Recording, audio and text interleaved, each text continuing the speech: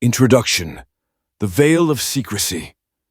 There are books we are allowed to read, books copied and printed, spread across shelves, taught in schools, accepted by culture. And there are books we are not meant to see, books hidden, books erased, books declared heresy, books locked in vaults, books destroyed by fire. They are the forbidden books, ancient manuscripts buried in desert caves, scrolls smuggled by monks, tablets engraved with secrets, texts whispered in secret chambers. They tell stories that do not fit official history. They reveal knowledge that threatens rulers. They expose mysteries too dangerous for power to allow. Why are books forbidden? Why are stories silenced? Why would knowledge be hidden unless it holds truths that could shake kingdoms, unless it unveils mysteries that undermine control, unless it reminds humanity of origins long forgotten?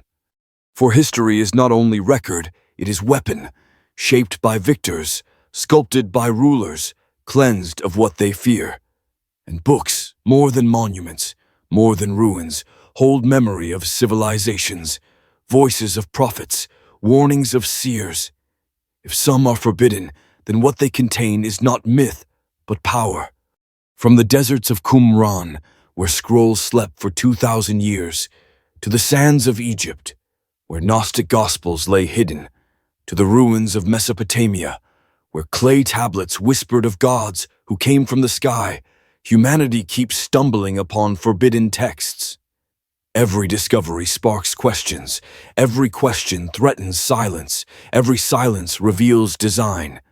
For if we were free to read, to know, to remember, we might see history not as line, but as labyrinth, not as progress, but as suppression, not as truth, but as edited tale. Imagine shelves of the great library of Alexandria, scrolls upon scrolls, knowledge from Egypt, from Babylon, from Greece, from India, from lands forgotten. Then imagine flames, soldiers, emperors ordering destruction, knowledge erased, humanity set back centuries. Was it accident or intention? Was it conquest or control? For to erase is not only to destroy, it is to rewrite, to shape what remains. The forbidden books are fragments of what escaped fire, fragments of what rulers failed to burn, fragments of memory that survived against design. Consider the Book of Enoch, once read by early Christians, quoted by apostles, describing watchers, angels who descended, giants who walked, forbidden knowledge given to men. Then it vanished, declared heresy, erased from canon, hidden in Ethiopia, unknown to West until modern times. Why erase unless its truth was dangerous, unless it exposed mysteries church wished to bury, unless it revealed origins that would unravel doctrine?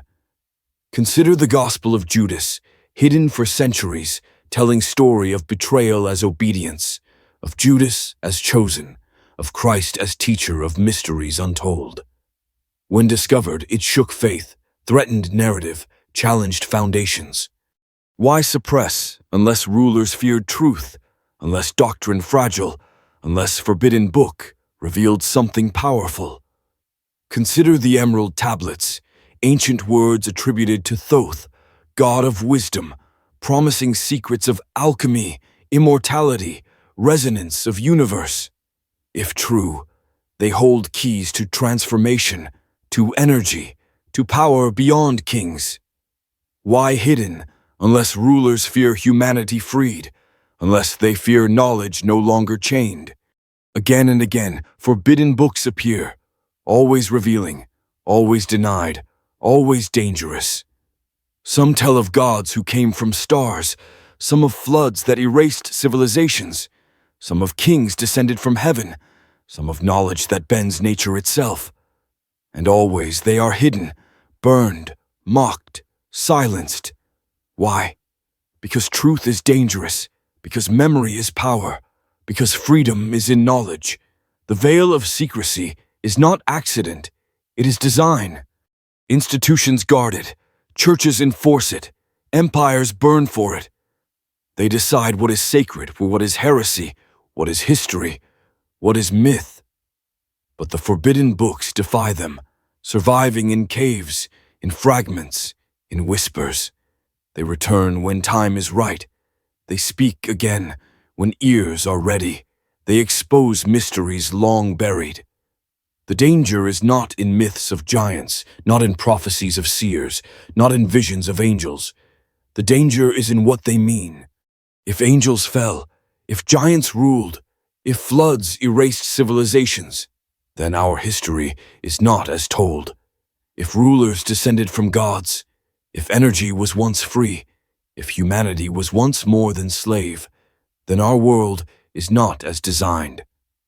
Forbidden books reveal forgotten past, but more, they reveal stolen future. For what was once known could be known again. What was once free could be free again. What was once erased could rise again. And so they silence, they mock, they hide. They tell us forbidden books are myth, are fraud, are meaningless. But whispers remain, ruins testify, fragments surface, and seekers, always seekers, open them, read them, remember them. This is journey into forbidden books, into mysteries they reveal, into secrets they expose. It is journey into what rulers feared, what priests denied, what scholars ridiculed. It is journey into past erased, into truth forbidden, into knowledge dangerous. For if we open them, if we listen, if we remember, then veil of secrecy falls, and history changes, and humanity awakens. What if the forbidden books are true? What if they tell of angels and giants, of lost civilizations, of floods, of gods, of knowledge hidden? What if they expose mysteries rulers fear? What if they reveal truth denied? Then everything changes. Then history is rewritten. Then future is reclaimed. The veil of secrecy is thin. The forbidden books still whisper. The ancient mysteries still call. And once heard, they cannot be silenced again. The lost book of Enoch. There is a name whispered in the shadows of Scripture, a name ancient and mysterious, the name of Enoch, the seventh from Adam, the man who walked with God and was taken, so that he did not see death, the man who vanished into mystery, leaving behind words that were preserved for a time, then silenced, erased, forbidden. The book of Enoch is not myth. It is real. It exists. It has survived in fragments, in translations, in hidden vaults, in Ethiopian monasteries, and when it was finally revealed again, it shook scholars. It shook believers. It shook the foundation of history itself. The book of Enoch tells a story far greater, far stranger than the fragments we find in Genesis. For Genesis speaks briefly, saying the sons of God saw the daughters of men and took them as wives, and their children were giants, men of renown. But Enoch tells it all. Enoch expands. Enoch exposes. He writes of the Watchers, angels who descended to earth upon Mount Hermon, who swore oaths, who bound themselves together, who defied the will of heaven, who took human women and begot giants, who revealed secrets forbidden. The Watchers taught men the arts of metal and weaponry. They taught women adornments and enchantments. They taught sorcery and astrology. They taught the secrets of heaven that were not meant for earth. Their children, the Nephilim, grew tall and mighty, devouring all that men produced, turning to violence, turning to blood, until the cry of earth reached heaven, until judgment was declared. The book of Enoch is not simply story. It is indictment. It is revelation. It is warning. Why then was it hidden? Why was it forbidden? Because it speaks of angels not as flawless messengers, but as rebels. Because it reveals corruption not only of man, but of heaven. Because it speaks of knowledge given, knowledge dangerous, knowledge controlled. To include Enoch in the canon would be to admit that history is not simple, that creation was invaded, that mankind is product of more than Eden. It would be to admit giants were real. It would be to admit rulers once were hybrids. It would be to admit forbidden story is true. And yet, the Book of Enoch was once revered. The Dead Sea Scrolls contained fragments. The Essenes copied it, preserved it, quoted it. The early Christians read it. The Epistle of Jude even quotes directly, saying Enoch prophesied of the Lord coming with 10,000 of his saints. For centuries it was known, for centuries it was read. Then it vanished, erased in the councils, declared heresy, removed from canon, hidden in the deserts of Ethiopia, where monks preserved it in Ge'ez, untranslated, unread, until modern times. When explorers brought it back to Europe in the 18th century, it shocked the world. Here was the missing book. Here was the forbidden story. Here was testimony of giants, of watchers, of corruption, of judgment. Scholars dismissed it, church silenced it, but it could not be erased again. For once revealed, it lives, it whispers, it exposes. What does it expose? That ancient civilizations may not have risen by chance, but by guidance of fallen beings, that forbidden knowledge shaped humanity, that corruption was not gradual, but sudden, that violence was taught, that sorcery was given, that humanity was accelerated into darkness. It exposes that flood was not myth, but necessity, that judgment was not random, but response to Nephilim. It exposes that humanity's struggle is not only with flesh, but with powers above, with spirits that fell, with legacy of giants. The Book of Enoch also tells of heavenly journeys, of visions of stars, of mysteries of creation, of places where souls await judgment, of secrets of sun and moon. It is cosmic in scale, it is prophetic in tone, it is ancient science wrapped in vision. Did Enoch truly walk with God? Did he truly see heavens? Did he record mysteries lost to modern man? If so, then his book is not only forbidden, it is priceless, for it reveals structure of cosmos, secrets of time, patterns of judgment. Why would rulers forbid such a book? Because it undermines their control, because it offers knowledge outside their authority, because it points to powers higher than thrones, because it exposes bloodlines that should not rule. If giants were real, if watchers were real, then many myths are truth. Many gods are rebels, many rulers are heirs of corruption. That truth would shatter kingdoms, that truth would awaken humanity. Better to erase, better to hide, better to silence. But fragments remain, voices call, the Book of Enoch survives. Forbidden yet alive. It speaks across time, it warns across ages, it reminds us of days of Noah, and it tells us those days will come again. As it was then, so it shall be. Corruption of flesh, knowledge forbidden, judgment near. If true, then Enoch is not only past, but prophecy, not only memory, but future. The Book of Enoch is forbidden because it is dangerous, dangerous to rulers, dangerous to doctrines, dangerous to silence. But to seekers, it is light, it is truth, it is exposure. It tells us we are not alone. It tells us history is deeper. It tells us humanity is more than dust. It exposes ancient mysteries. It warns of coming days. It calls us to remember. What if the Book of Enoch is true? What if watchers fell? What if giants ruled? What if flood came? What if judgment will come again? Then history is not as told.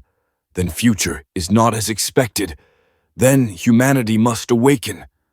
The lost book is not lost. It is found. And in being found, it exposes the veil. It shatters the silence. It calls us back to forbidden truth. The Book of Giants, hidden for centuries in the caves of Qumran, buried in the sands near the Dead Sea, preserved in fragments of parchment, lies a text few have heard of, fewer have read. And yet, its words echo one of the greatest secrets of all time, the Book of Giants. Alongside the Dead Sea Scrolls, in jars untouched for 2,000 years, pieces of this forbidden book survived, pieces that reveal what Genesis whispers, what Enoch proclaims, what history has denied. They tell the story of the Nephilim themselves, not only of their birth, not only of their corruption, but of their thoughts, their fears, their dreams, their downfall.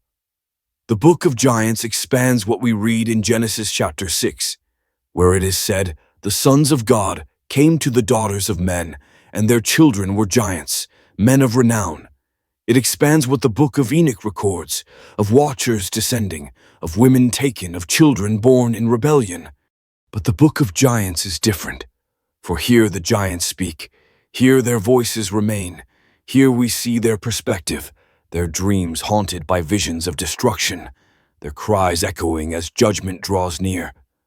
The fragments tell us of Gilgamesh, the mighty king of Uruk, known from Mesopotamian epics, appearing in Jewish texts as giant, as Nephilim, as one of those begotten of the Watchers. It tells us of giants who devoured flesh, who filled the earth with violence, who spread corruption. Yet even they, in their dreams, saw coming doom, floods washing them away, destruction erasing their might.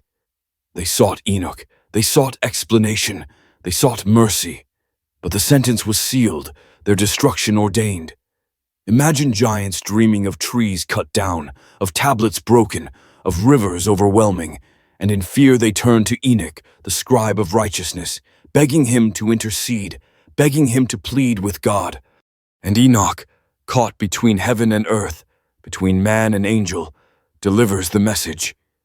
Judgment is certain, the giants will perish, their spirits will wander as unclean spirits, their legacy will be silence and shadow. Why is this book forbidden? Why was it hidden? Because it reveals too much, because it gives voice to giants, because it makes them real, because it connects myths of Mesopotamia with scripture of Israel, because it shows a unified story across cultures. For Gilgamesh of Babylon and giants of Enoch are the same, for the epic of Uruk and the scrolls of Qumran converge, for history and myth are one. If true, then Nephilim are not legend, but fact. Then giants walked, then civilizations knew, then their fall is memory. The Book of Giants also reveals how forbidden knowledge spread. Giants inherited teachings of watchers. They used them to rule, to enslave, to dominate. They built cities. They commanded armies. They demanded worship. They were not only large in stature, they were large in dominion, shaping early civilizations, carving stones, aligning stars, building monuments we still cannot explain. The Book of Giants gives context to ruins, to pyramids, to megaliths, to myths of gods ruling men. For the gods were watchers, their children were giants, their rule was rebellion. In these fragments, giants are not merely villains, they are tragic, aware of coming doom, unable to escape fate. They plead, but heaven is silent. They cry, but judgment comes. They know their story ends. Their fear is real, their dreams prophetic, their destruction certain. It humanizes them, and in doing so, it terrifies, for they were not only monsters, they were beings of thought, of fear, of hope, yet still doomed by corruption of their birth. The discovery of the Book of Giants in the 20th century shocked scholars, for it linked directly to Enoch, long considered apocryphal, long dismissed.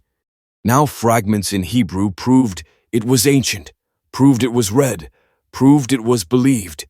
It connected Jewish sects to myths of Babylon. It showed continuity across cultures. It confirmed that forbidden story was central to ancient thought. And yet, still, it is dismissed. Still, it is ignored. Still, it is hidden from common eyes. Why?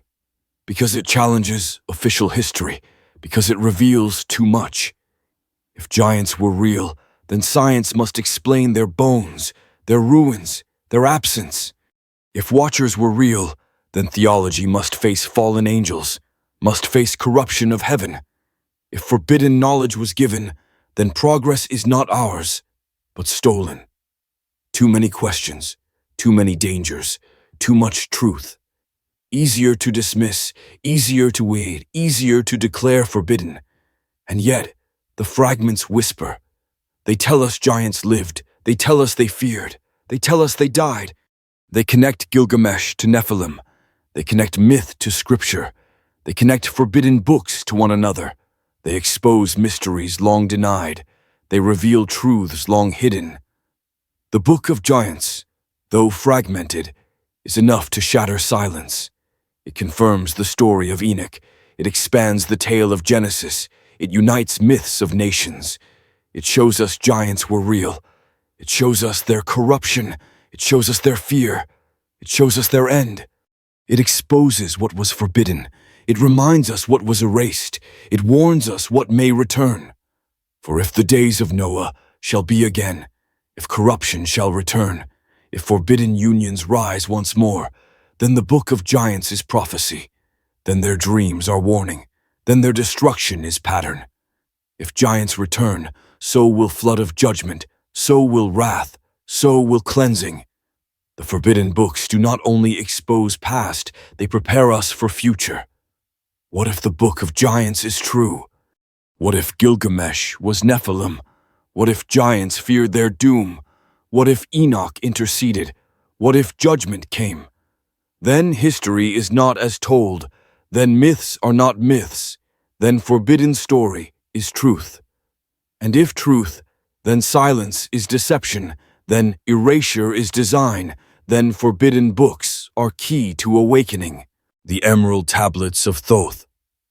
There are books written on parchment, on papyrus, on clay, and there are books etched in stone, engraved into surfaces meant to outlast fire, to outlast time, to outlast the rise and fall of empires.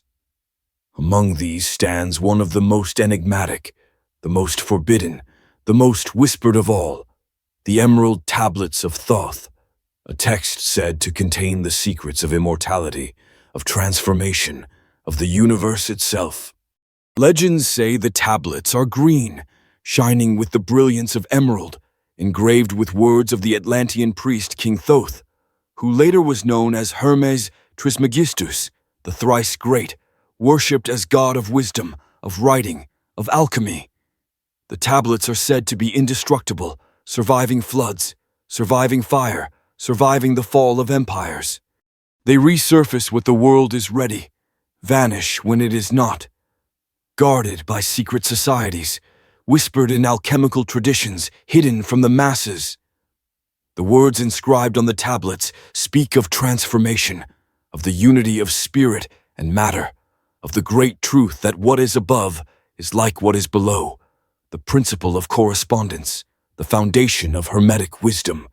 They speak of the soul, eternal, moving through cycles, incarnations, ascensions.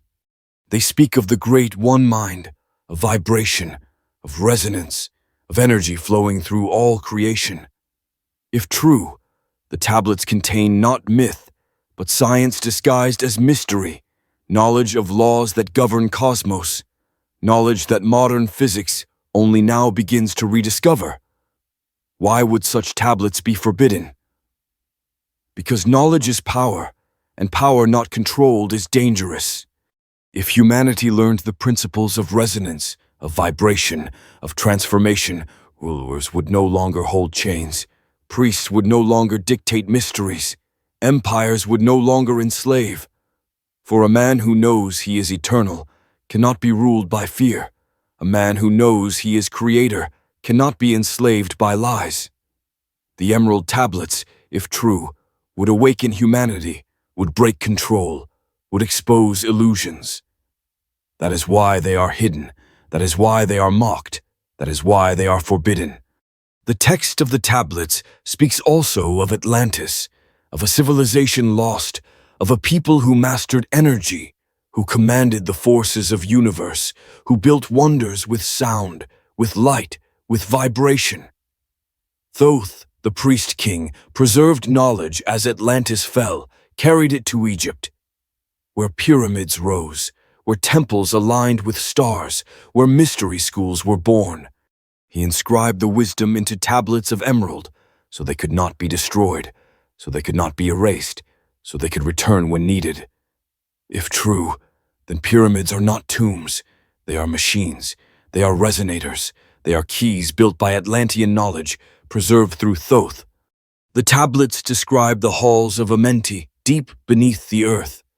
Chambers of initiation, chambers of power, chambers where Thoth himself sleeps in death-like trance, rising when called, guiding humanity in cycles. They describe the process of becoming more than man, of rising beyond flesh, of merging with light, of becoming immortal. They speak of keys, keys of wisdom, keys of time, keys of space, hidden truths unlocked only by those prepared. These are not fairy tales. They are instructions. They are formulas. They are maps. If true, then the tablets are not story. They are manual for ascension. For centuries, alchemists searched for emerald tablets, believing they held formula for transmutation. The philosopher's stone, the elixir of life. Some fragments surfaced in Arabic texts. Some translations appeared in Europe, sparking Hermetic tradition, Rosicrucian lore, secret societies claiming guardianship. But the full tablets, indestructible, shining emerald, are said to remain hidden, guarded by initiates, kept from those unworthy, preserved until humanity is ready. Skeptics call them myth, invention of later ages, symbol rather than object. But why then do so many traditions, so many schools, so many secret orders trace wisdom back to Hermes, to Thoth, to emerald tablets? Why the same principles, repeated across cultures, of correspondence, of vibration, of transformation? If only myth, why so consistent? Why so powerful? Why so persistent? What if the tablets are real? What if Thoth truly inscribed them? What if they truly exist, hidden in chambers beneath desert, beneath pyramids, beneath halls of Amenti? What if they contain truths that modern science only begins to glimpse? Quantum resonance, energy fields, consciousness shaping matter. What if the forbidden books of stone hold the key to free energy, to eternal life, to awakening of humanity? Then suppression is no accident, then hiding is deliberate, then secrecy is strategy.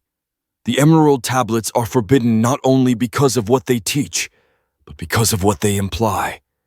They imply that humanity once knew, that civilization once was advanced, that knowledge was lost, that we are not progressing but recovering fragments.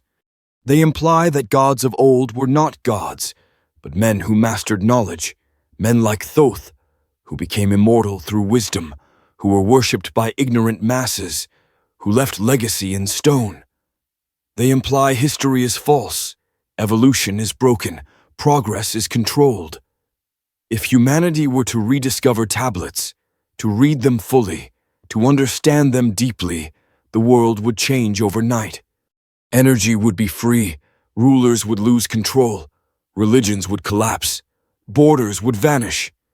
For knowledge is unity, knowledge is freedom, knowledge is power. That is why tablets remain forbidden, why their fragments are mocked, why their wisdom is hidden in symbols, in allegory, in secret schools. And yet, seekers still find. Translations circulate, imperfect but potent. Words of Thoth echo, calling humanity to awaken, to remember, to rise. They speak of cycles, of times when darkness rules, of times when light returns, of humanity rising again, of seekers breaking chains. They are prophecy, they are warning, they are promise. What if the emerald tablets are true? What if Thoth was real? What if Atlantis existed? What if wisdom is preserved in emerald stone? What if immortality is not myth, but science? What if ascension is not dream, but process? Then forbidden book of stone is the greatest treasure, the greatest threat, the greatest secret. And its existence, its suppression, its whispers, expose the ancient mystery rulers fear most, that humanity is divine, that humanity is eternal, that humanity is free. The Voynich manuscript, there are books that reveal, and there are books that conceal, and then there is a book that does both at once, a book so strange that it confounds every scholar, every linguist, every cryptographer who has touched it.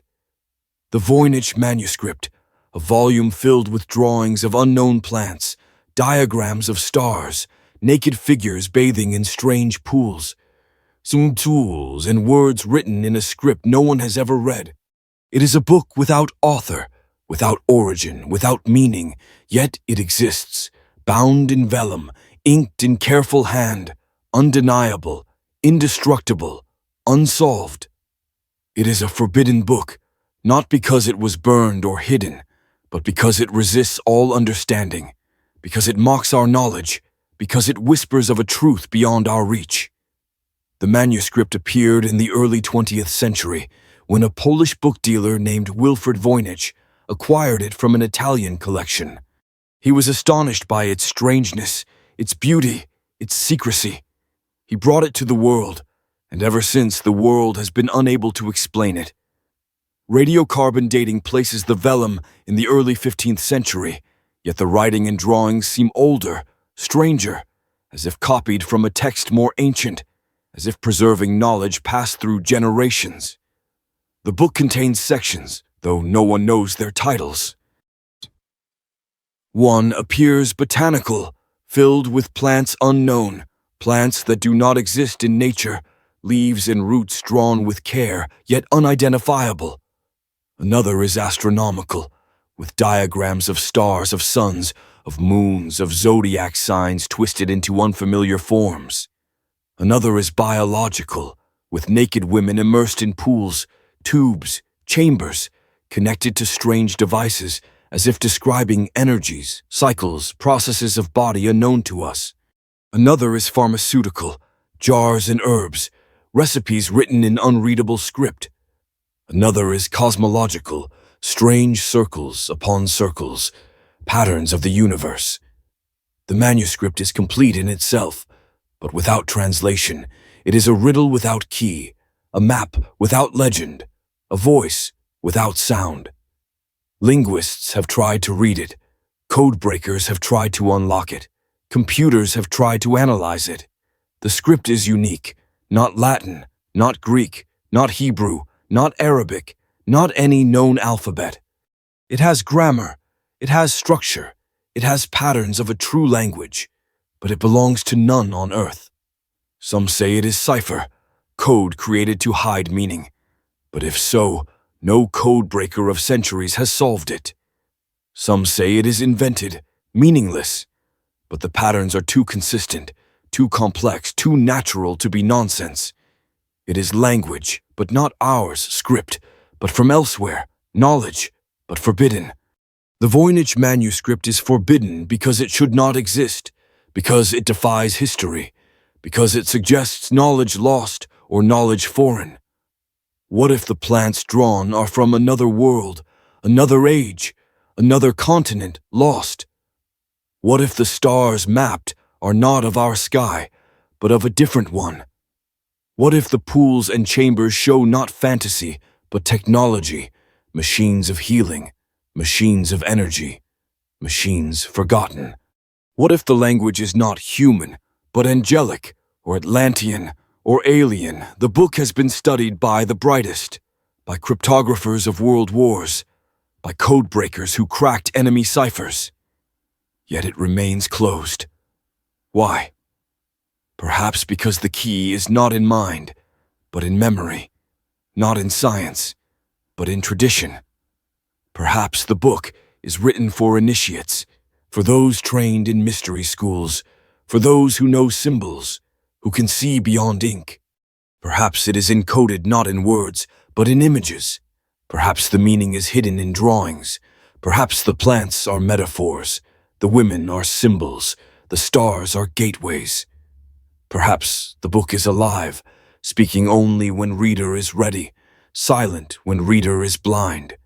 Forbidden books often expose what rulers fear, but the Voynich manuscript exposes something greater. It exposes the limits of our knowledge. It reminds us that even now, even with computers, with science, with libraries, there are mysteries beyond us. It humbles, it terrifies, it awakens. Some whisper the manuscript is relic of fallen angels, record of knowledge given to men and then hidden, preserved in script of watchers. Others say it is remnant of Atlantis, knowledge of herbs, of energy, of cosmos, preserved as civilization fell, carried into Middle Ages by secret keepers. Others say it is book from another world, gift or accident, dropped into our hands, language not of earth. All speculation, all forbidden, all possible. What if it is medical book? What if those women in pools are not fantasy, but healing? What if those tubes are channels of energy? What if those stars are cycles of body aligned with cosmos? What if plants unknown are keys to longevity, to cure, to life? Then the Voynich manuscript holds knowledge lost, knowledge hidden, knowledge suppressed. To translate it would be to recover medicine unknown, energy forgotten, science erased. Perhaps that is why it resists. Perhaps that is why it survives. The manuscript has no title, no author, no known origin. Yet it is real, it is physical, it can be touched, it can be held. That alone makes it more terrifying than myth. For myths may be dismissed, but book of vellum and ink cannot. It exists, and existence itself is challenge, a wound in fabric of history, a voice from beyond.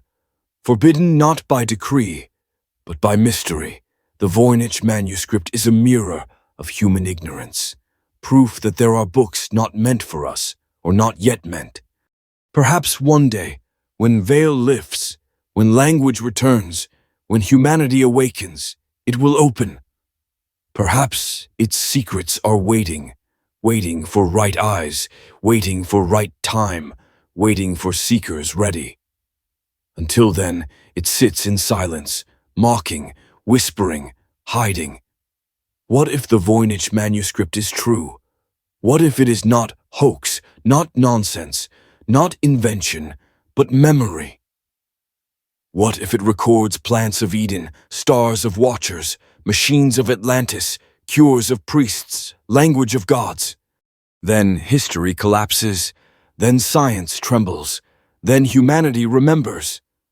The book is forbidden because it exposes, not by words, but by existence. And in its silence, it speaks louder than any text, reminding us that mystery endures, that knowledge is hidden, that truth waits. The Nag Hammadi Scriptures. In the desert of Upper Egypt, in the year 1945, a farmer digging near the village of Nag Hammadi struck his tool upon a buried jar. A jar sealed, a jar ancient, a jar containing not water, not grain, but leather-bound codices filled with writings that had been hidden for nearly 16 centuries. These were the Nag Hammadi Scriptures, texts of the Gnostics, seekers of hidden knowledge, rebels against orthodoxy, preservers of a vision of the cosmos forbidden by empire, condemned by church, erased from history, yet preserved in silence beneath the sands until the world was ready once more. The Nag Hammadi library contained more than 50 texts, gospels and revelations, prayers and cosmologies, writings that told a different story of God, of Christ, of humanity, of creation. They spoke not of blind faith, but of secret knowledge, gnosis, the knowing of divine within. They revealed a universe stranger, darker, more complex than the official creed allowed, a universe where the creator of the material world was not the highest god, but a flawed being, a demiurge, blind and arrogant, who fashioned a prison of matter, who trapped souls in flesh, who demanded worship as God, though he was not. The Gnostics taught that above this false creator was the true source, the unknowable, the infinite, the one beyond being, and from this source emanated light, eons, powers of spirit, and among them Sophia, wisdom, whose fall brought forth the demiurge. In this myth, humanity was not created to serve, but held within a spark, a divine seed, trapped in bodies, longing to return to the source. Salvation was not obedience, but awakening, Not faith, but knowledge, gnosis, remembrance of who we truly are. These teachings were dangerous, for they undermined authority. They denied the absolute power of church. They exposed the world as prison. They revealed rulers as archons, agents of the demiurge, keeping souls in ignorance. The Gnostics called rulers by name. They unmasked principalities. They declared freedom through knowledge, and for this they were hunted, their books burned, their teachers silenced, their memory erased. The church rose with empire, canon fixed, orthodoxy enforced. Gnostics declared heretics, their scriptures forbidden. Yet the Nag Hammadi scriptures survived, hidden in desert, sealed in jars, preserved by unknown hands. When discovered, they shocked the world. Here were gospels never seen. Gospel of Thomas, Gospel of Philip, Gospel of Truth. Here were revelations never told. Secret Book of John, Hypostasis of the Archons, Thunder Perfect Mind. Here were words of Christ, not commanding faith, but inviting awakening, not condemning, but revealing mysteries. The Gospel of Thomas is among the most famous, a collection of sayings attributed to Jesus, many familiar, many strange, some echoing the canonical Gospels, others utterly new. The kingdom of God is within you and all around you, it says, not in buildings of wood and stone. When you know yourselves, you will be known, and you will realize you are children of the living Father. These words deny monopoly of temples, deny need of hierarchy, affirm divinity within each soul. If true, then power of church collapses, for salvation is not through them, but through self-knowledge. The secret book of John goes further, describing the great cosmic drama of emanations, Sophia's fall, creation of demiurge Yaldabaoth, who fashioned material world and bound humanity, who declared, I am God, and there is no other, yet was blind, ignorant of source. It describes archons, rulers of heavens, jailers of souls, controllers of destiny. It describes Christ as revealer, sent not to die as sacrifice, but to awaken humanity, to remind of divine spark, to break chains of archons, to open way back to source. The hypostasis of the archons tells of rulers who shaped flesh, who fashioned bodies, who trapped souls. It portrays Genesis not as pure creation, but as prison, the serpent not as enemy, but as bringer of knowledge, liberator, awakener. In Gnostic vision, the forbidden fruit was gift, not curse, for it opened eyes, it revealed truth, it began awakening. Such teachings turn entire doctrine upside down. They transform villains into heroes. They expose rulers as deceivers. No wonder they were forbidden. The Nag Hammadi texts reveal also a feminine divine, Sophia, wisdom, mother, fallen, but still source of redemption. They speak of balance, of male and female, of union of opposites, of wholeness beyond division. This too was suppressed, for orthodoxy exalted only male, erased the feminine, silenced the goddess. To read Gnostics is to remember what was erased, to see divine as fullness, not hierarchy. Why were these texts hidden? Because empire demanded obedience, church demanded control, rulers demanded monopoly of truth. Gnostics threatened all, declaring that within each soul is freedom, that no priest, no ruler, no law can imprison spirit once it knows itself. Knowledge is dangerous. Gnosis is freedom. Awakening is revolution. Better to burn, better to bury, better to erase. But knowledge cannot be killed. It sleeps, it waits, it returns. The Nag Hammadi scriptures are forbidden, not because they are false, but because they are powerful. They remind us that history is not simple, that Christianity was not one voice, but many, that truth was contested, that suppression built orthodoxy. They expose that what we call heresy was once vibrant path, that what we call forbidden may be key to freedom. What if the Nag Hammadi texts are true? What if the world is prison? What if rulers are archons? What if within us is spark divine, forgotten but eternal? What if salvation is not belief, but awakening, not ritual, but remembrance? Then humanity is not slave, but God to eat, not subject, but creator, not fallen, but trapped. Then forbidden books are not danger, but liberation, not heresy, but truth. The discovery of Nag Hammadi was not accident, it was timing. Hidden in 4th century, revealed in 20th, as humanity faced wars, machines, nuclear fire. Perhaps it was meant, perhaps it was prophecy, perhaps it was awakening. The sands preserved what fire tried to destroy, the earth held what empire tried to silence. And now we hear voices again, voices of Gnostics, voices of seekers, voices of truth. The Nag Hammadi scriptures expose mysteries hidden too long. They reveal forbidden knowledge suppressed for power.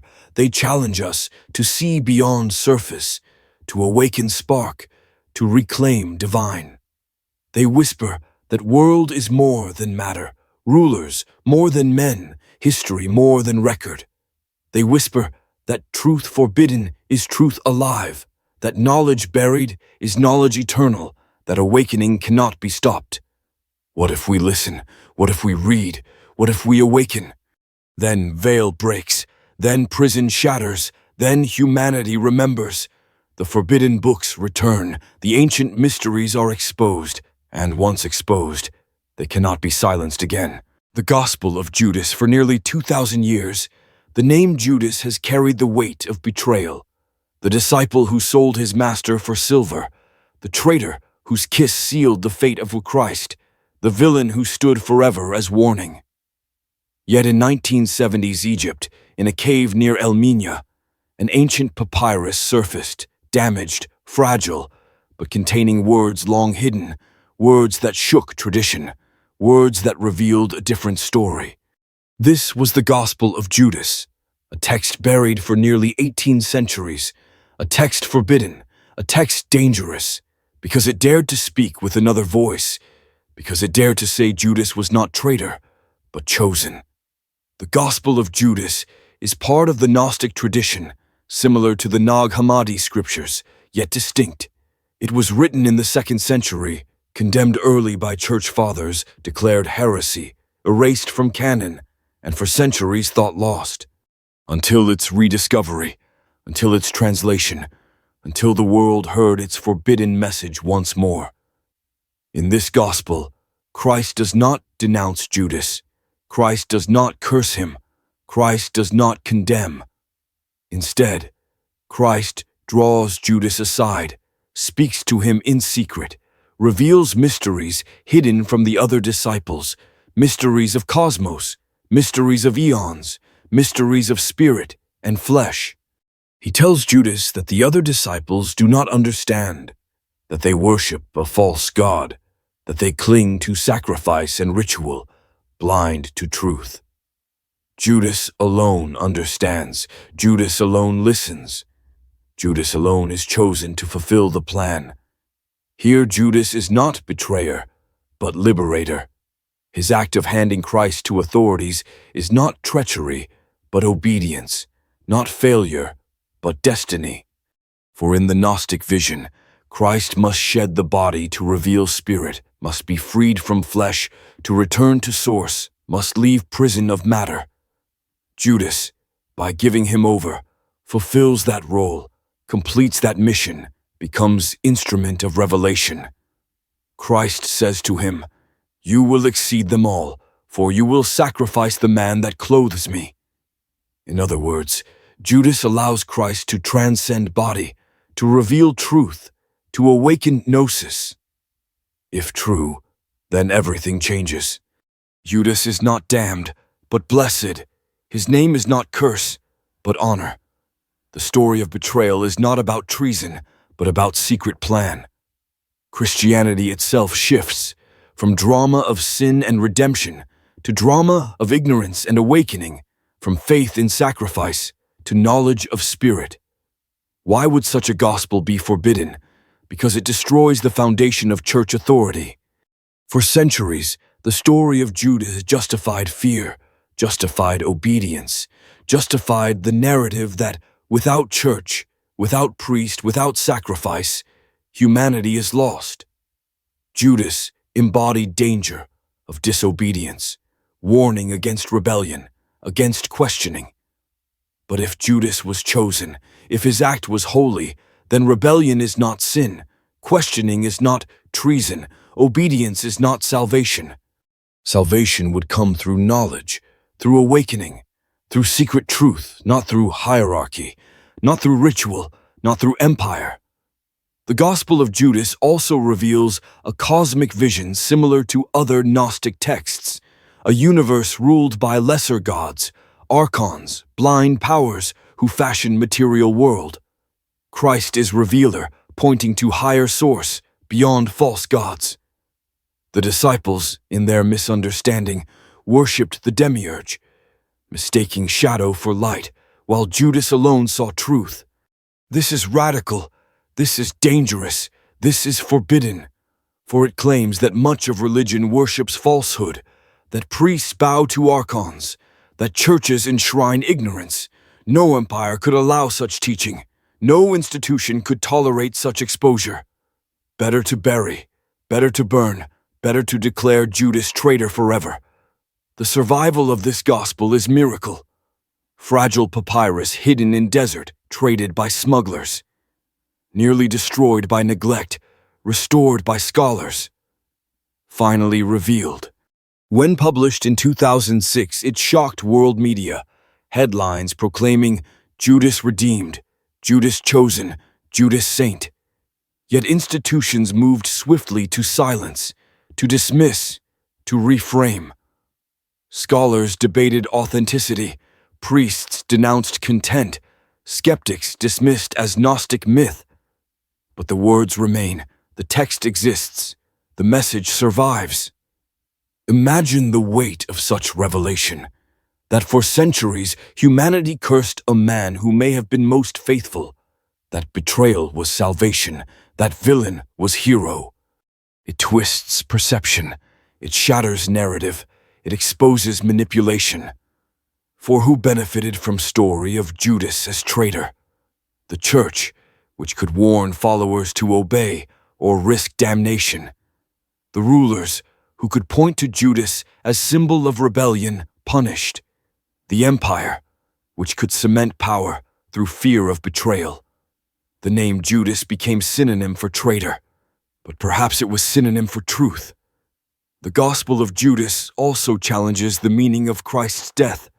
If it was not sacrifice demanded by God, but release from body, then entire theology of atonement collapses. No longer is humanity redeemed by blood. No longer is cross ransom. No longer is death punishment. Instead, death is doorway, spirit freed, illusion shattered. Salvation is not faith in blood, but awakening to spark within. This is liberation. This is dangerous. This is forbidden. What if the Gospel of Judas is true? What if Christ truly spoke to Judas in secret? What if he entrusted him with mission? What if betrayal was destiny? Then Judas is not lost. Judas is first. Judas is friend. Then Christianity as taught is partial, distorted, incomplete. Then truth is hidden, forbidden, silenced.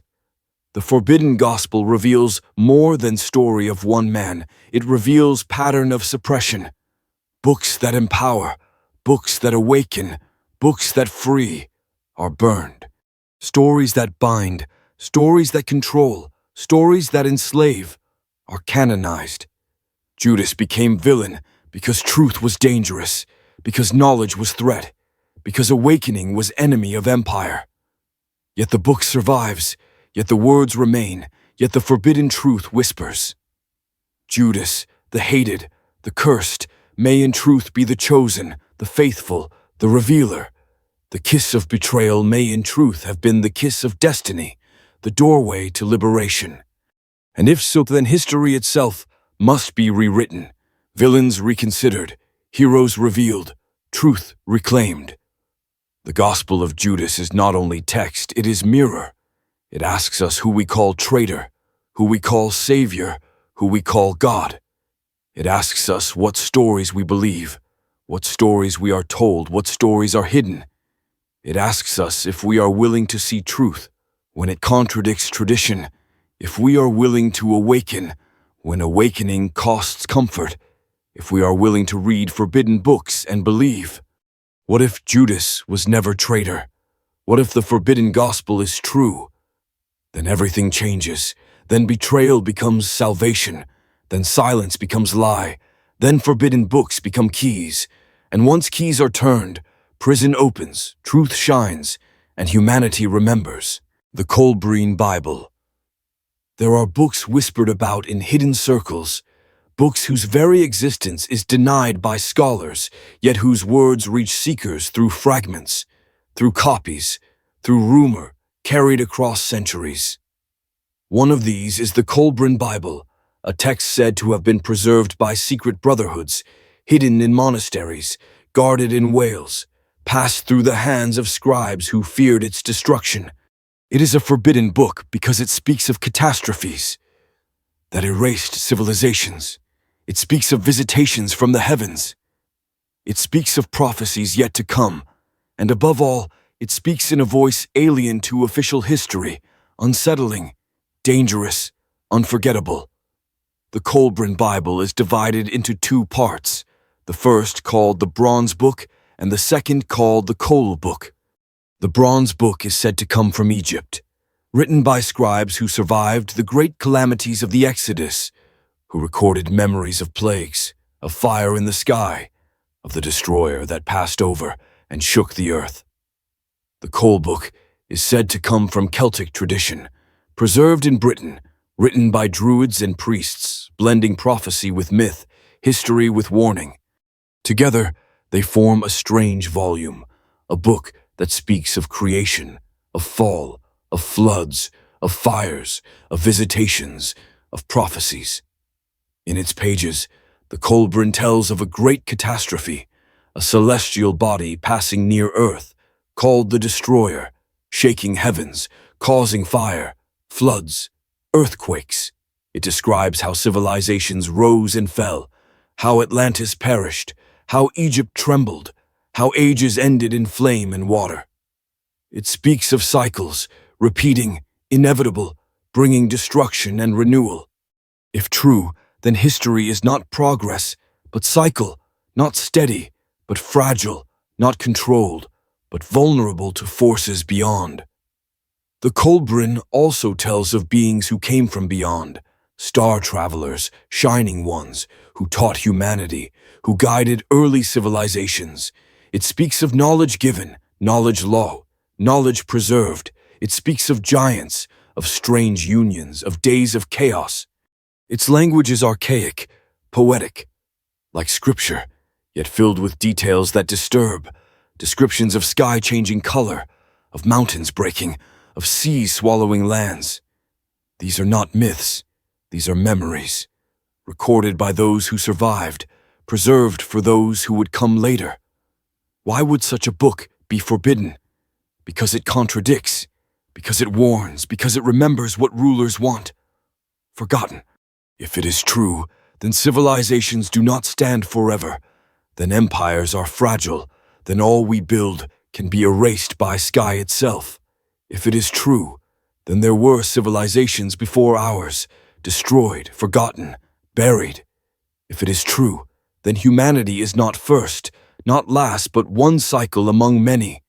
Such knowledge would shake foundations, would strip power, would remind humanity that rulers are not gods, that priests are not keepers of eternity, that time itself is fragile.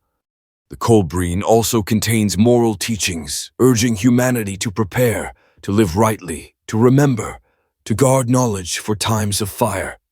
It speaks of wisdom of old, of laws forgotten, of truths eternal. It warns against corruption, against violence, against arrogance, for these hasten destruction, for these summon judgment. It reminds us that survival is not only strength, but wisdom, not only weapon, but knowledge. For centuries, the Colbreen was whispered of, preserved in fragments, copied in secret. Some claim it was guarded by Chaldean monks in Scotland. Some claim it was hidden by Templars. Some claim it was preserved in Wales until 20th century when parts were printed. Scholars dismiss, declare forgery, declare fantasy. Yet seekers read, find resonance, find echoes of truth. For within its pages, stories align with others, with Enoch, with giants, with Atlantis, with myths of flood across world. Different voices, same memory, same pattern. If the Colbreen is true, then it confirms forbidden story, confirms watchers, confirms cycles, confirms catastrophes. It warns of coming destroyer, of skyfire yet to return, of age to end once more. It is prophecy, not only history. And that is why it is feared, why it is forbidden, why it is silenced. Imagine if rulers acknowledged such book. They would have to admit fragility of empire. They would have to admit history erased. They would have to admit humanity not alone. They would have to admit end will come. They cannot. So they dismiss. So they forbid. So they hide. The Colbreen Bible is forbidden because it speaks with voice too dangerous. It tells us we are part of greater cycle. It tells us knowledge has been lost. It tells us sky itself brings judgment. It tells us civilizations before us perished. It tells us we will too, unless we awaken. What if the Colbreen Bible is true? What if it preserves memory of Atlantis? What if it records passage of destroyer? What if it warns of return? What if its words of shining ones are memories of watchers, or of gods who came from stars? What if its prophecy is not poetry, but warning? Then our history is false, then our future is fragile, then forbidden book is key. The Colbreen Bible exposes ancient mysteries by refusing silence. Its survival is miracle. Its words are fire. It warns, it remembers, it reveals. And like other forbidden books, it whispers across ages, calling humanity to awaken, to prepare, to remember. For knowledge is power, and forbidden knowledge is freedom. The Dead Sea Scrolls in 1940. In 1947, in the desert of Qumran, a Bedouin shepherd searching for a lost goat threw a stone into a cave, and the sound of breaking clay echoed in silence of centuries. Inside the cave, jars sealed, jars ancient, jars filled with scrolls wrapped in linen, preserved in dust and darkness for 2,000 years. This was the discovery of the Dead Sea Scrolls, one of the greatest archaeological finds of all time, a library of forbidden texts hidden at edge of Dead Sea, belonging to a sect of Jews known as Essenes, who preserved knowledge, who awaited judgment, who wrote what others tried to erase. The scrolls number nearly 900, fragments and books, psalms and laws, calendars and hymns, prophecies and apocalypses. Some are familiar, copies of Hebrew scriptures older than any we had before. But others are strange, secret, forbidden, texts never included in canon, stories never told in temple, visions never preached in synagogue. They speak of angels and demons, of giants and watchers, of wars of light and darkness, of secrets of creation. They speak of teacher of righteousness, leader of sect, perhaps prophet, perhaps Messiah, opposed by wicked priest, persecuted, silenced. Why were they hidden? Because the Essenes knew judgment was coming, Romans marching, temple to be destroyed. They hid their library in caves, sealed in jars, preserved for future. They knew knowledge would be erased, so they buried it in stone. For nearly 2 millennia, they waited in silence until accident revealed them, until modern world read what ancient world forbade. Among the scrolls are the Book of Enoch, the Book of Giants, texts long lost, long whispered, now confirmed, ancient, real. Here too are hymns of thanksgiving, prayers of angels, rules of community, calendars different from temple, calendars solar, challenging authority. Here are apocalyptic visions, war scrolls describing final battle, sons of light against sons of darkness, angelic hosts against demonic legions. Here are mysteries too dangerous, too revealing, too forbidden. The scrolls confirm that ancient Judaism was not uniform, but diverse, contested, divided. Pharisees, Sadducees, Essenes, each with vision, each with scripture, each with claim to truth. Canon was not natural. It was chosen, forced, imposed. What was excluded was forbidden. What was hidden was heresy. What was silenced was burned. But in Qumran, silenced voices survived, hidden from empire, hidden from church, hidden until time came. Why are Dead Sea Scrolls forbidden? Because they show the Bible we know is selection, edited, incomplete. They show other stories, other prophecies, other laws. They reveal angels and demons more vivid. They reveal giants remembered. They reveal apocalypse expected. They show that Messiah was not simple figure, but contested idea, perhaps multiple, perhaps different from what church declared. They show early Christianity emerged not from void, but from storm of sects, of visions, of forbidden texts. The war scroll describes cosmic battle, angels leading armies, light clashing with darkness, heaven intervening in history. The community rule describes strict laws, life of purity, waiting for end. The Thanksgiving hymns are mystical, voices of soul-seeking union with God, voices silenced in later creed. These are not myths. These are lives, lived, written, hidden. They are windows into time, voices across centuries, forbidden because they show too much, forbidden because they reveal too clearly. For centuries after discovery, scrolls were controlled by a small group of scholars, locked away, unpublished, hidden. Decades passed before full release. Why delay? Why suppress? Because contents were dangerous, because they challenged canon, because they exposed history. Even now, not all is published, not all is translated. Fragments still in vaults, truth still withheld. Forbidden then, forbidden still. What do scrolls reveal? They reveal memory of watchers, of Nephilim, of angels teaching forbidden arts. They reveal messianic expectation, more than one Messiah, priestly, kingly, prophetic. They reveal calendar of 364 days, challenging temple, challenging Rome, challenging order. They reveal teacher of righteousness, persecuted, betrayed, perhaps crucified, echo of Christ before Christ, story repeated, history layered. They reveal secrets of creation, visions of throne, angels singing, heavens opening.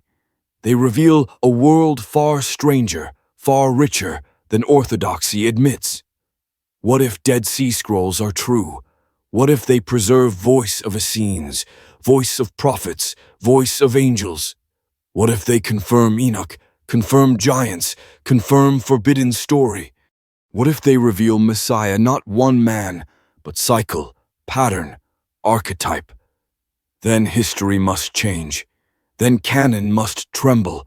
Then faith must awaken. The Dead Sea Scrolls are forbidden because they break illusion of completeness. They expose that what we call scripture is fragment, that what we call history is edited, that what we call truth is partial. They remind us there were voices silenced, books burned, libraries erased. But they also remind us knowledge survives, truth hides, scrolls wait. Imagine caves of Qumran, silent, dry, sealed, holding words for 2,000 years.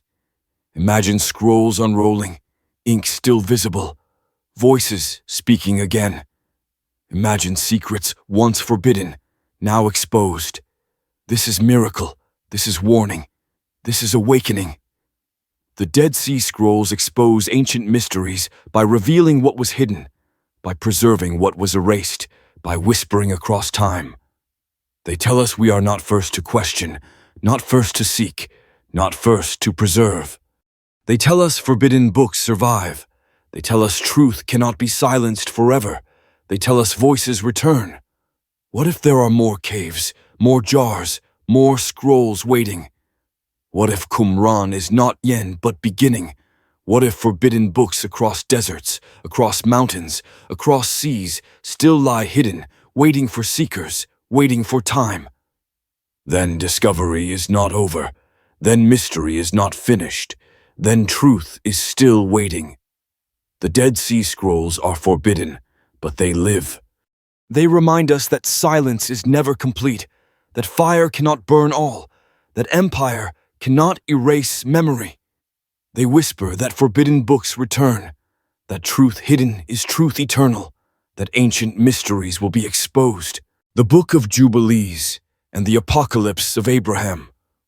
There are books that live in shadow, books quoted by ancients yet erased from canon, books preserved only in fragments, in whispers, in hidden traditions.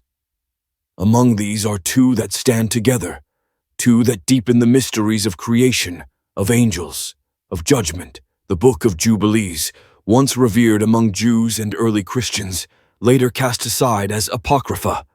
The Apocalypse of Abraham, vision preserved in Slavic texts, long forgotten in the West, yet echoing truths forbidden. Both speak of heavens and earth, of angels and demons, of cycles and destinies. Both expose what was cut away. Both remind us of knowledge hidden. Both disturb those who seek control. The Book of Jubilees, sometimes called Lesser Genesis, retells the stories of creation, of patriarchs, of flood, of covenant. Yet it does not simply repeat. It expands. It interprets. It fills gaps left in Genesis. It introduces angels of presence, angels of sanctification, heavenly tablets where deeds are recorded, cycles of time measured not in years, but in jubilees of 49 years each. It reveals that law is eternal, written before creation, inscribed in heaven, binding all ages. It reveals that Sabbath is cosmic, not human, commanded from beginning. Jubilees also speaks of watchers, angels who descended, who corrupted, who fathered giants. It describes their judgment, their binding, their corruption spreading upon earth. It warns of demons, spirits of their offspring, wandering, oppressing mankind. It tells of Noah praying for protection, of God commanding angels to bind some, but allowing others to remain, to test humanity until final judgment. This detail, preserved in Jubilees, connects to Enoch, to giants, to forbidden traditions erased from canon. Why was Jubilees forbidden? Because it bound law eternal, affirming cosmic order beyond temple, beyond priest. Because it revealed watchers, reminding of corruption angels, reminding of dangers hidden. Because it presented history in cycles, Jubilees, foreordained, reminding humanity of destiny rulers could not control. Canon chose Genesis, Exodus, Leviticus, but cast aside Jubilees, though early Christians quoted it, though Ethiopic Church preserved it, though fragments found in Dead Sea Scrolls prove its antiquity. It was erased because it revealed too much. The Apocalypse of Abraham is stranger still. In it, Abraham is taken up in vision, guided by angel Yahweh, shown heavens, shown creation, shown judgment. He sees idols of his father burned. He sees throne of God, fire surrounding, voice speaking. He is shown Archangel Michael, angels of nations, powers of heaven. He is shown fall of Azazel, leader of demons, cast into abyss, bound, yet active, deceiving nations. He is shown future of Israel, of Gentiles, of Messiah, of end. This apocalypse reveals cosmos alive with beings, angels and demons contending, nations ruled by powers unseen. It shows duality, righteous and wicked, light and darkness. It warns of Azazel, name-echoing scapegoat ritual, demon of wilderness, identified with Satan. It portrays Abraham as visionary, as prophet, not only patriarch of faith, but seer of mysteries. Why was this text forbidden?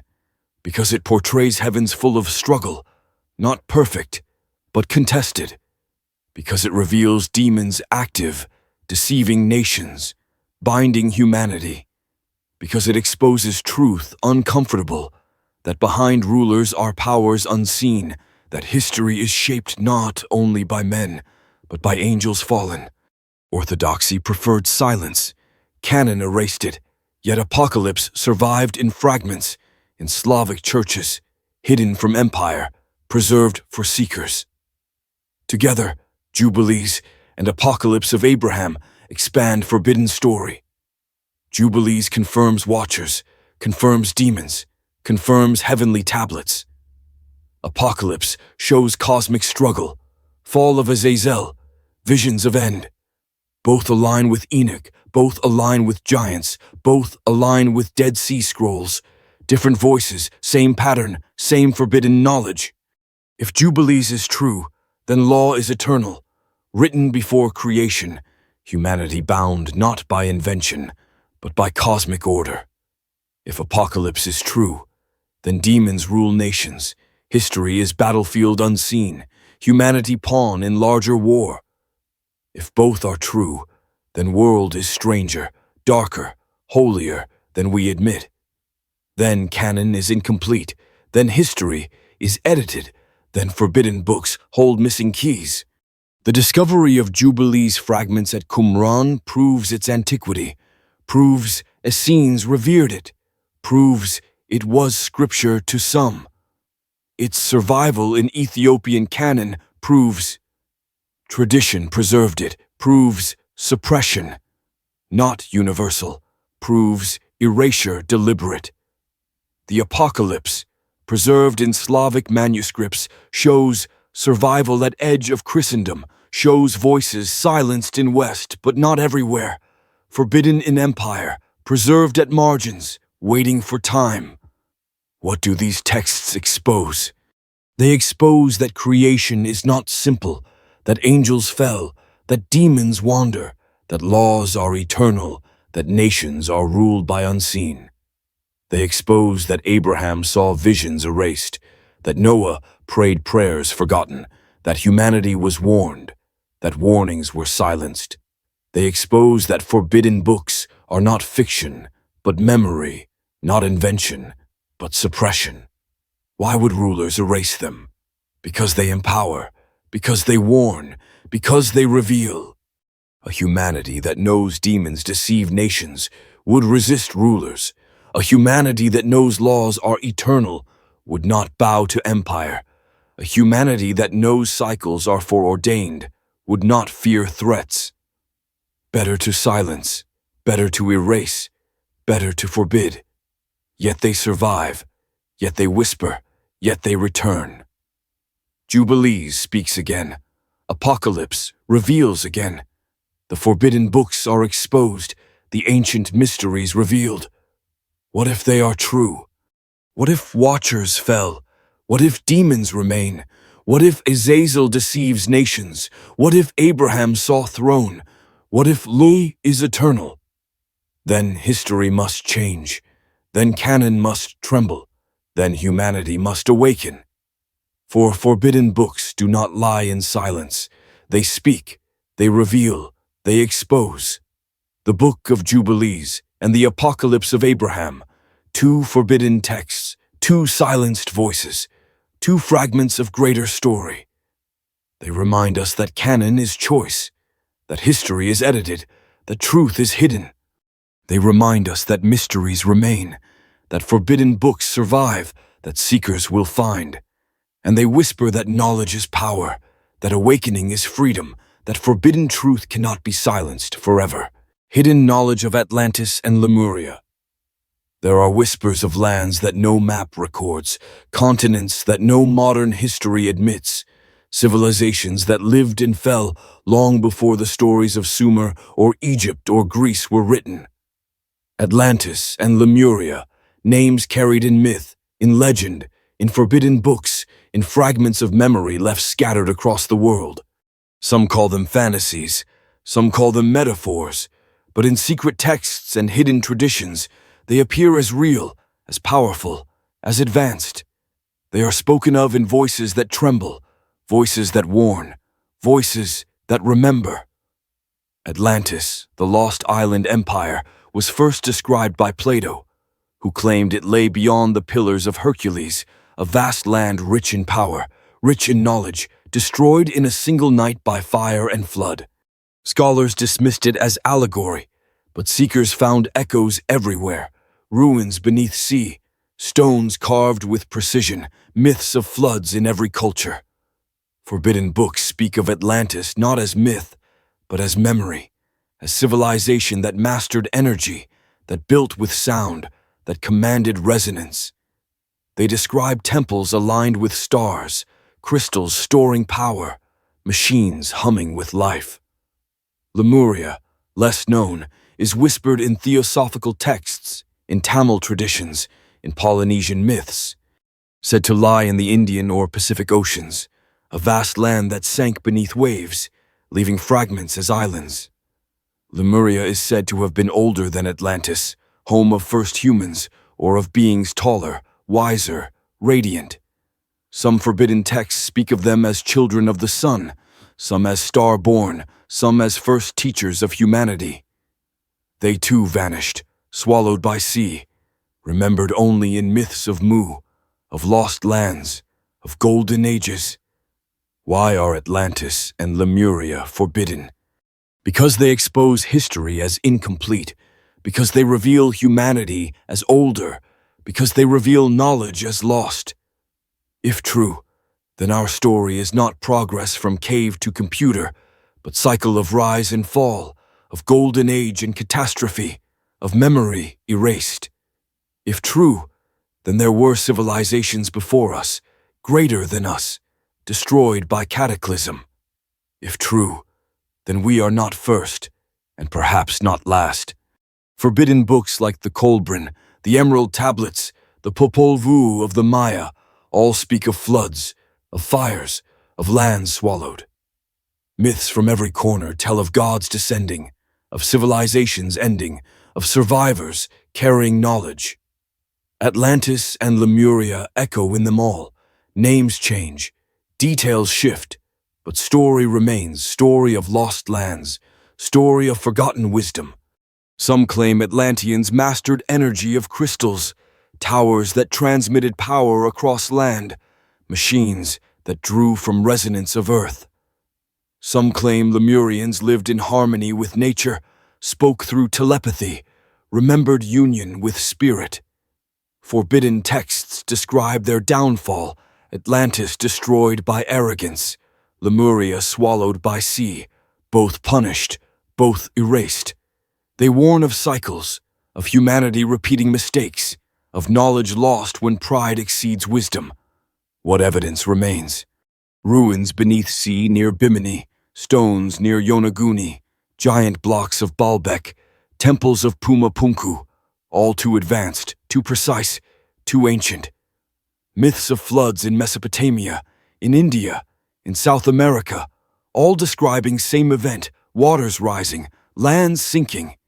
Statues of Easter Island, carvings of giants, maps of Antarctica ice-free, all fragments of memory. Forbidden books tie them together, reveal hidden pattern, remind us of what was lost.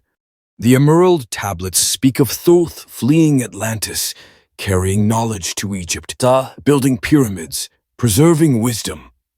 The Tamil traditions speak of Kumari Kandam, a land south of India, home of first Sangam, first poets, first kings, swallowed by sea. The Maya speak of lost lands, of 4 previous worlds destroyed, of 5th age fragile. The Bible speaks of flood, of Nephilim, of giants before, destroyed by waters. Different voices, same memory, forbidden truth. If Atlantis and Lemuria existed, then humanity is older than admitted. Knowledge is deeper than accepted. History is cycle, not line. Then myths are not fantasy, but memory. Then forbidden books are not lies, but fragments of truth. Rulers forbid such stories because they strip illusion of progress, because they remind humanity that collapse comes, that pride falls, that nothing lasts forever. Why would such knowledge be hidden? Because it warns, because it empowers, because it reminds. An empire built on illusion of permanence fears stories of collapse. A priesthood built on claim of first revelation fears stories of older wisdom. A science built on slow evolution fears stories of lost technology. Better to forbid, better to call myth, better to dismiss. But memory remains, forbidden books survive, whispers return. What if Atlantis and Lemuria are true? What if there were lands now beneath ocean? What if their ruins lie waiting?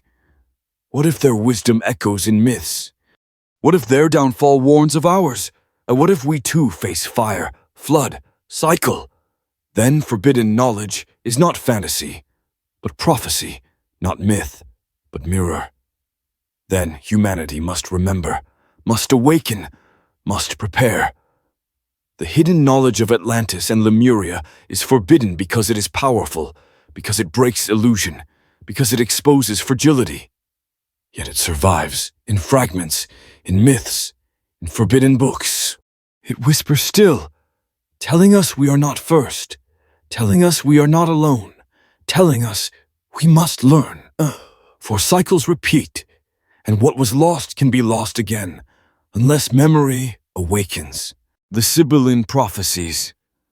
In the shadows of empire, in the temples of Greece and Rome, in caves where priestesses inhaled vapors and spoke with trembling voices, there were words that claimed to come not from men, but from gods. These were the Sibyls, women chosen as vessels, oracles whose prophecies were feared and revered, whose words were gathered into books, consulted by rulers, hidden by priests, burned by emperors.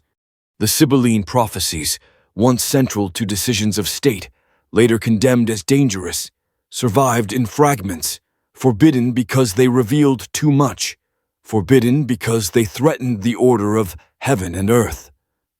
The Sibyl was no single figure. There were many, across centuries, each claiming voice of Apollo or of other gods, each speaking visions of future, of catastrophe, of salvation. The Cumaean Sibyl, the Erythraean, the Delphic, the Libyan. Voices spread across world, yet united in mystery, united in terror. Their prophecies were written in verse, collected in scrolls, guarded in Temple of Jupiter in Rome. When disaster loomed, Senate consulted them. When plague struck, when war threatened, when omens appeared, the Sibylline books were opened, their cryptic lines read, their commands obeyed. But power of prophecy is double-edged. It guides rulers, but it also binds them. It warns people, but it also frees them. Prophecy not controlled is threat. Prophecy not contained is rebellion. So the Sibylline books became forbidden, manipulated, hidden. Some burned in temple fire, others rewritten by emperors, others destroyed by Christians who saw them as pagan, dangerous, demonic. Yet fragments survive, quoted by poets, preserved by scholars, hidden in apocrypha. The Sibylline prophecies speak of floods, of fires, of stars falling, of kingdoms rising and falling, of end of ages. They speak of a great king to come, of a redeemer, of a golden age after destruction. They speak of war between nations, of famine, of pestilence, of judgment. They echo apocalyptic texts of Hebrews, of Christians, of Persians, as if same vision spoke through many voices, as if end is written across cultures.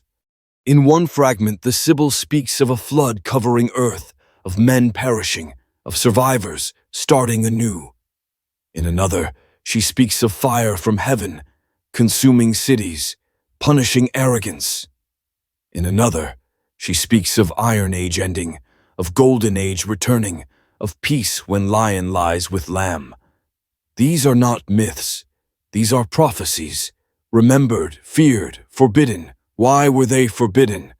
Because prophecy cannot be controlled, because rulers fear voices that predict their fall, because empires fear words that outlast them.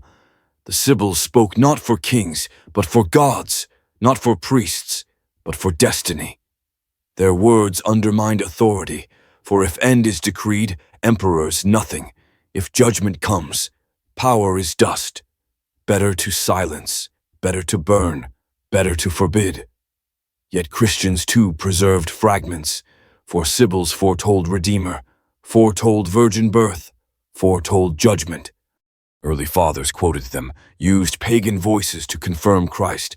But later, when church held power, Sibyls were erased, for church wanted monopoly of prophecy, not rivals, not echoes. Forbidden by empire, forbidden by church, yet fragments survive, whispers remain. The Sibylline oracles, preserved in Christian collections, are a mix of pagan, Jewish, Christian voices, layered across centuries, each adding, each editing, each hiding. They predict rise of Rome, fall of Rome, coming of Messiah, end of world. They are forbidden because they blur lines, because they show prophecy not owned by one faith, but shared, because they reveal truth wider than canon. What if Sibylline prophecies are true? What if women of old truly heard voice, truly saw visions, truly spoke future? What if floods and fires described are memories of past catastrophes, warnings of future cycles? What if Golden Age promised is real, awaiting after destruction? Then history is not random, but written. Then future is not uncertain, but foreseen. Then forbidden books hold key, not only to past, but to destiny. The Sibyls also remind us of feminine voice, erased from tradition, silenced by empire, forbidden by church. They were women speaking divine, women commanding kings, women feared by priests. To silence them was not only to silence prophecy, but to silence feminine, to erase balance, to forbid wisdom. Their survival in fragments is survival of voice long suppressed, survival of truth forbidden. Imagine the cave at Cumae, dark, filled with smoke, priestess trembling, speaking words that echo ages. Imagine senators bending in fear, emperors trembling at verses. Imagine scrolls locked in temple, consulted in crisis, hidden in peace. Imagine fire consuming them, silence falling, but memory surviving. This is mystery, this is prophecy, this is forbidden truth. The Sibylline prophecies expose ancient mysteries by reminding us that future was always spoken, that destiny was always revealed, that rulers always feared prophecy. They remind us that truth cannot be silenced, that voices return, that forbidden words survive. They whisper still in fragments, in verses, in hidden books, telling us that cycles repeat, that destruction comes, that golden age awaits. What if we listen? What if we read? What if we believe? Then forbidden books become keys, then prophecy becomes guide, then future becomes known, and once known, forbidden no longer controls, but frees. That is why they were forbidden. That is why they were burned. That is why they were silenced. But silence never lasts. Prophecy always returns. Forbidden books always speak again. The secret teachings of the Templars. In the heart of medieval Christendom, there rose an order unlike any other. Warrior monks who vowed poverty, chastity, obedience, yet commanded armies, built fortresses, held treasures, advised kings. The Knights Templar, born in 12th century to guard pilgrims in Holy Land, grew into power vast, mysterious, feared. Their wealth rivaled monarchs. Their influence stretched across Europe. Their secrets whispered in courts and taverns alike. And when they fell, accused of heresy, of blasphemy, of forbidden rites, they left behind rumors, legends, hidden books said to contain teachings too dangerous, too powerful, too forbidden. The Templars were not ordinary monks. They were guardians of relics, seekers of mysteries, builders of cathedrals aligned with stars. Some say they excavated beneath Temple Mount in Jerusalem, where Solomon's temple once stood, where Ark of Covenant was said to rest. There, they may have found scrolls, relics, forbidden texts buried by priests, hidden since exile, preserved for ages. When they returned from East, they were changed, carrying secrets not of sword, but of spirit. Their rites grew strange, their symbols alchemical, their crosses red with meaning deeper than blood.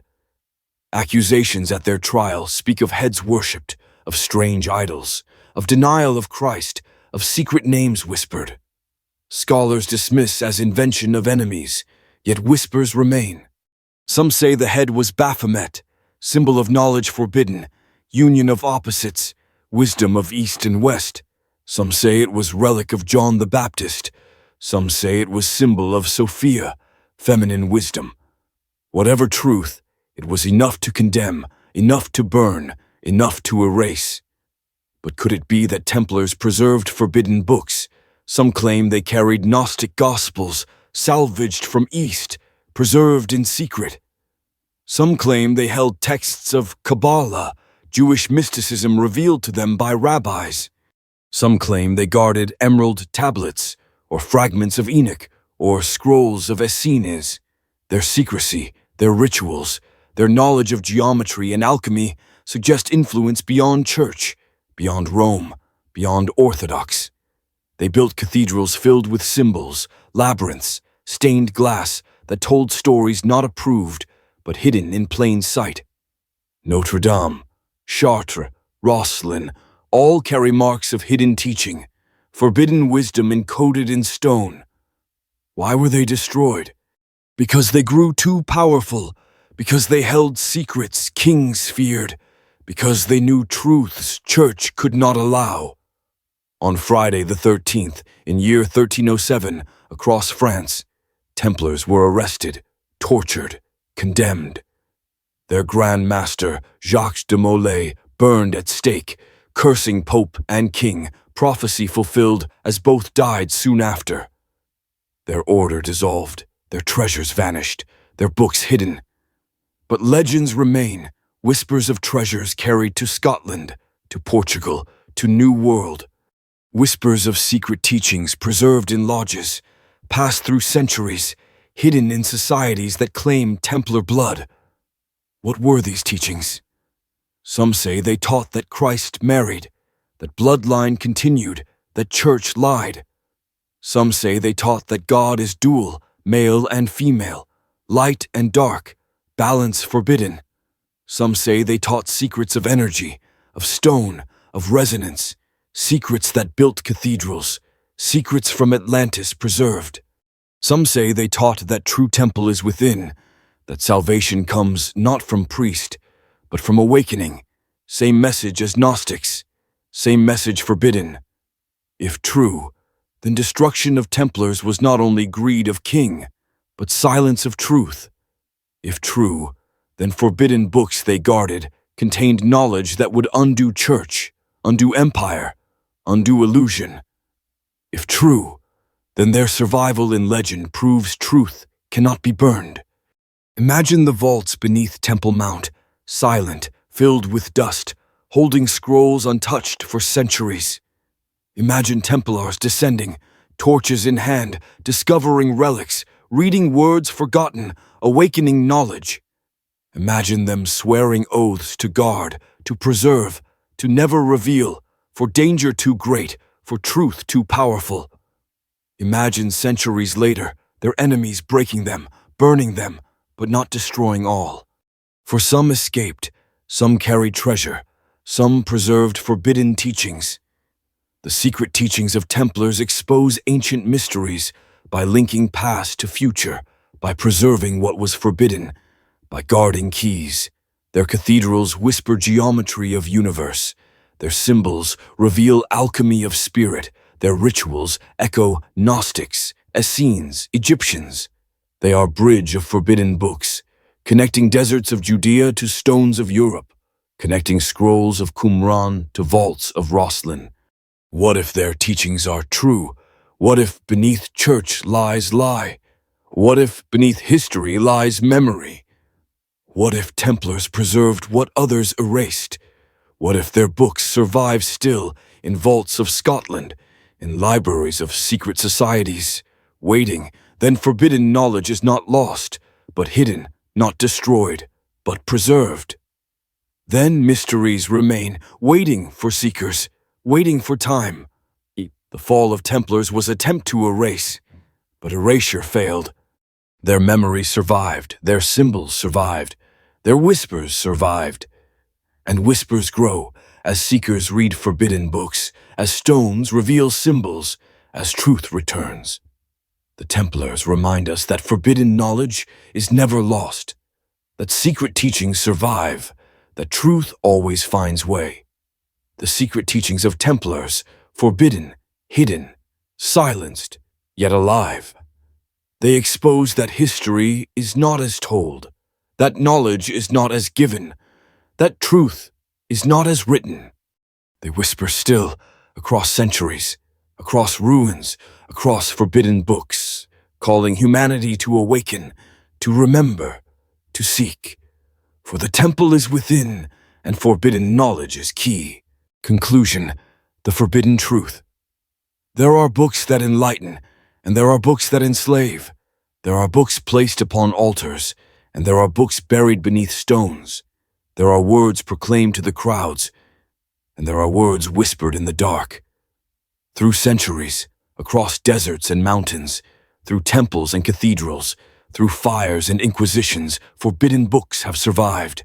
Some hidden in caves, some guarded in secret orders, some disguised as myth, some scattered as fragments. They all share one truth, that knowledge is power, and that power threatens those who rule.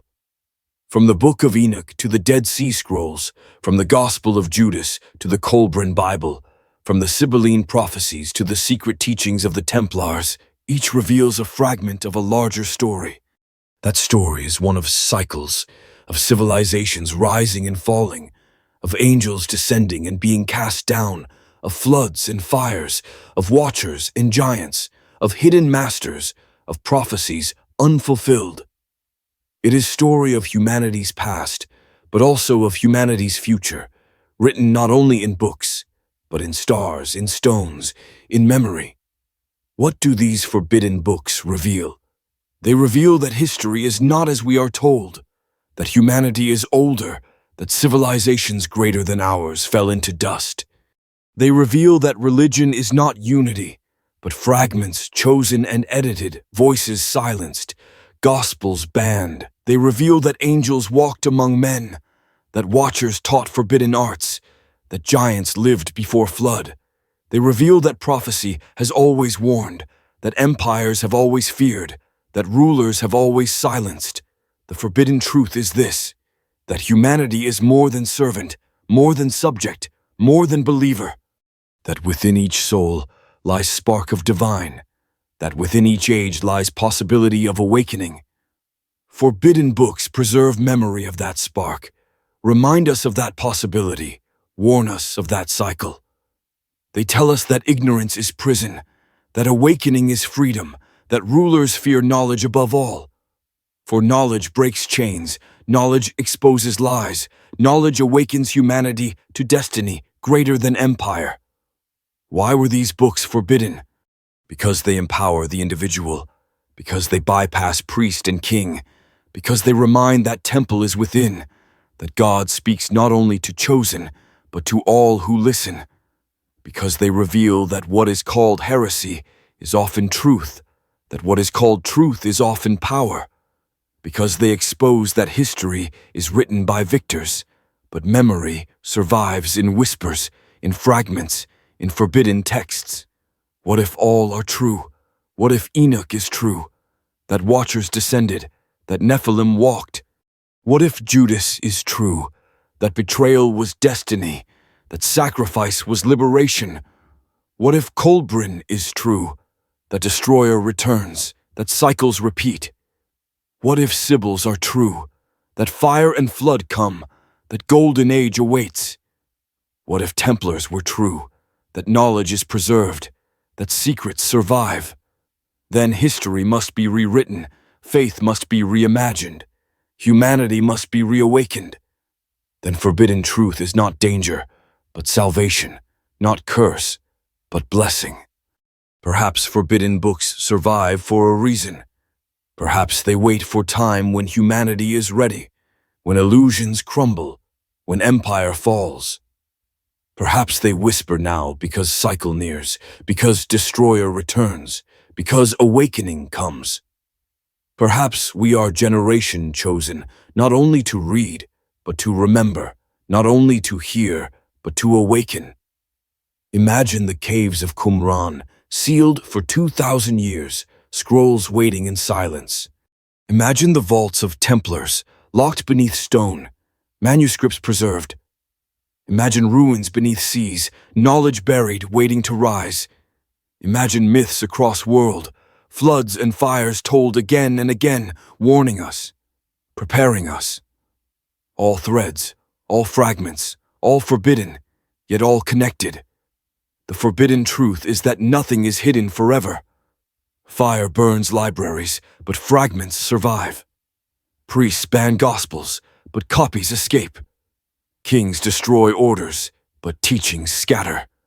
Empires fall, but memory returns. Truth buried is truth preserved. Truth forbidden is truth eternal. And so the question remains, what will we do with it? Will we dismiss as myth, as superstition, as fantasy? Will we repeat arrogance of Atlantis, corruption of watchers, blindness of rulers, or will we listen? Will we awaken? Will we preserve knowledge for age to come? For cycle turns, and forbidden books are not only past, but prophecy, not only memory, but mirror. If humanity listens, then forbidden truth will guide, then awakening will come, then golden age will dawn after fire. If humanity refuses, then cycle will repeat, then flood will return, then darkness will fall. The choice is ours, the warning is clear, the forbidden books have spoken. The conclusion is not ending, but beginning. Forbidden books remind us of who we were, warn us of who we may become, call us to who we must be. They expose mysteries not to terrify, but to awaken. They whisper across centuries, across ages, across ruins. They tell us that truth cannot be forbidden forever. And so we end where we began, with forbidden books, with mysteries exposed, with voices silenced yet speaking. They survive because truth survives. They speak because truth cannot be killed. They awaken because truth waits for seekers. The forbidden truth is simple, yet profound, that humanity is not prisoner of history, but participant in destiny, that knowledge is not curse, but key, that forbidden books are not dead words, but living fire. The fire is past, the words are spoken, the books are opened, the choice is before us. Will we close them once more, or will we finally listen?